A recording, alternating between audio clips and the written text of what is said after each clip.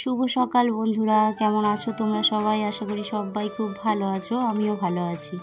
তো দেখো সকাল সকাল চলে এলাম। আকাশে মেঘ দেখো, কত মেঘ জমে আছে, মনে হচ্ছে যেন সন্ধ্যার কাছাকাছি, কিন্তু সন্ধ্যা না, তখন টাইম হয়েছে ভোর 5টা। তো আজকে সেদিন আমি যেদিন ব্লগটা করি, তো ওটা রবিবার ছিল, কারণ ঘুমটা ভেঙে গেছিলো। আর আমি তো এমনি 5টায় উঠি, তো রবিবার না উঠলেও হয়, কারণ স্কুল থাকে না, কিন্তু ঘুম ভেঙে গেছিলো, তাই ভাবলাম একটু তোমাদের সাথে শেয়ার করে দিই বাইরের ওয়েদারটা। তো দেখো কি সুন্দর হয়ে রয়েছে, আর এদিকে জঙ্গল হয়েছিল, আমি পরিষ্কার করেছি কাল। তারপরে দেখো টিফিন করতে চলে এসেছি। তো যেহেতু রবিবার, একটু স্পেশাল তো কিছু করতেই হবে, তাই না? রুটি তো খাওয়াই হয় প্রত্যেক দিন। তো এইখানে দেখো ময়দা, পেঁয়াজ, লঙ্কা আমি ডিম দিয়ে একসাথে একটু গুলে নিয়ে, তো একটু গোলা রুটির মতো করে দিচ্ছি, এটা টিফিনে খাওয়া হবে। আর তারপর দেখো তোমরা কি কিছু দেখতে পাচ্ছ? আমার কলপারের সামনে উনি ঘোরাফেরা করছিলেন, তো বরমশাই ডাক দিল। আমি বললাম তাহলে একটু দাঁড়া, তোর একটু ছবি তুলে নিই, তুই কেমন দেখতে একটু, সবাই তো চেনো ওনাকে, তবু আমি একটু দেখিয়ে দিলাম স্পেশাল। ও আবার ক্যামেরা দেখে মুখটা আবার একটু উঁচু করে দেখালো আমাদের, একটু ভালো করে ফটো তোলো, সবাইকে একটু শেয়ার করে দাও, আমি তোমাদের বাড়ির সামনে ঘোরাফেরা করি। তো ওটা জলডারা সাপ, কিন্তু ভয় লাগে, তবু অভ্যাস হয়ে গেছে। প্রথম ভীষণ গা শিরশির করতো, দেখলেই না আমার বাইরে যাওয়াই বন্ধ হয়ে যেত। এখন আর অতটা ভয় লাগে না, আমি জানি ওরা সবাই আমার বন্ধু এখন। আর কি বলবো, তো ও অনেকক্ষণ ধরে ঘোরাফেরা করতে খাবার খুঁজছিল বেচারা। খাবার যখন দেখলো পেলো না, তখন ওই যে টুকটুকি করতে করতে আমার বর আবার একটু জলে ছিটা দিল, সে পালালো। তো এইখানে একটু ভাবছিলাম তোমাদের সাথে কথা বলবো, কিন্তু এত জোর ঘরের মধ্যে গান বাজছে, যেহেতু রবিবার সবাই বাড়িতে, তো যে যার মতো আনন্দ করে গান চালিয়েছে, তো আর কিছু বলার নেই। তো তোমাদের সাথে একটু কিছু শেয়ার করি। দেখো মুখ চোখ তোমরা বুঝতে পারছো না, আমি ওষুধ খেয়েছি। আমার এই মুখে, হাতে সারা 2-1টা জায়গায়, পাঁচ জায়গায় আমাকে বলতা কামড়ে দিয়েছিল। তো এত পরিমাণে ব্যথা হয়েছিল ওই হাতের, এটা দেখো এখনও ফোলা আছে, তো প্রচুর ব্যথা। তার টানে আমার জ্বর এসে গেছিলো, তো সেই জন্য রান্নার দায়িত্ব বরমশায়ের। তো আমি ওই জন্য কাটাকুটিগুলো বসে বসে করে দিচ্ছিলাম, যাতে ওর একটু সুবিধা হয়। আর বাজারে পাঠিয়েছিলাম একটু মাংস আনতে, তো বুদ্ধি দেখো, মাংস পাইনি বলে একটা গোটা কাঁঠাল নিয়ে চলে এসছে।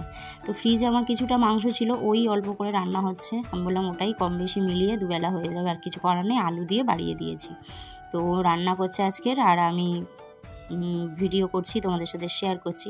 তো তারপরে আমি ভীষণ অসুস্থ হয়ে গেছিলাম, জানো তো। এই যে কাঁঠালটা, তো আমি কাঁঠাল কোনো দিন কাটিনি, তাই এইভাবেই আমি কাটলাম। তো কাঁঠালটা আমি ভুলভাল টাইমে খেয়ে ফেলেছি। মাংস খাওয়ার পরে আমি অনেকটা বসে প্রায় 7-8 কোয়া কাঁঠাল খেয়ে ফেলেছিলাম, এত ভালো লাগছিল, মিষ্টি ছিল, খুব মিষ্টি ছিল। তো ওইটাতেই আমার অবস্থা খারাপ হয়ে গেছে। পরের দিন আমি বিছানা থেকে উঠতে পারিনি, আমার এত পেট খারাপ হয়েছিল। তো আর বলার কিছু নেই, দুদিন খুব কষ্ট পেয়েছি। তো আজকে ওই জন্য ভিডিওটা একটু ছাড়তে লেট হয়ে গেল। তো এই দেখো আমার ছেলে মেয়ে আর আমরা এই বাড়িতে, আমরা এই 3টে মানুষ ফলের রাজা, ঠিক আছে। ফল খেতে আমরা 3জনেই খুব ভালোবাসি, কিন্তু যেহেতু ওরা 2 ভাই বোনে এত ভালোবাসে, তাই আমার খাওয়াটা একটু কমেই গেছে।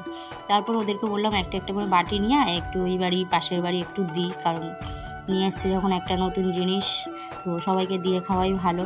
আর আশেপাশেও সবাই কিছু করলে আমাদের দেয়, তো তাই জন্য সবাইকে একটু দিলাম। আর আমার ছেলে দেখো চিনির কৌটো নিয়ে এসছে পাশে, কারণ হচ্ছে চান করার পরে, তোমরা খাও কিনা আমি জানি না, আমরা না স্নান করার পরে আমরা গালে ফল দিই না, যতক্ষণ গালে একটু চিনি দিই, ফল জাতীয় কোনো খাবার দিই না।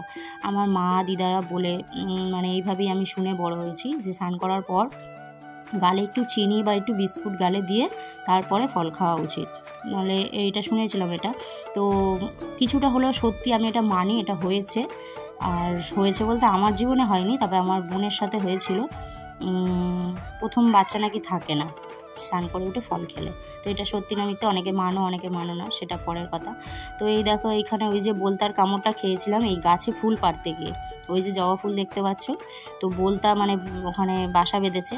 তার জন্য বরমশাই বলে, হ্যাঁ এত বড় সাহস আমার বউকে কামড়ানো, তো তার জন্য ওখানে আগুন লাগিয়ে দিচ্ছে। আর পাশাপাশি 2টো গাছে, জানো তো, 2টো গাছে হয়েছে, তো ওর জন্যই ও আগুন লাগিয়ে দিল। আর আমি এদিকে গামছা নিয়ে ওড়াচ্ছি, যাতে আমার বরটার গায়ে না বসে। এইভাবেই ও পুরো ওই জায়গাটা জ্বালিয়ে দিলে কি হবে, ওরা পালাবে। ও আর কি করা, এই বর্ষাকালে না ভীষণ বিপদ, ওরাও বাসা খুঁজবে আবার, তো ঘোরে, চারিদিকেই ঘোরে। আবার দেখো ওই দিক থেকে গেল আরেকটা গাছে, ওইখানটাও একটু ওই গাছটার মধ্যেও মানে আগুন জ্বালাতে গেছে যাতে দুটোতেই মরে যায়। আবার জানি না কোথায় কি হবে, কিন্তু কামড়টা যে এত সুন্দর স্বাদ, আমি সেটা দুদিনে খুব ভালো উপভোগ করেছি।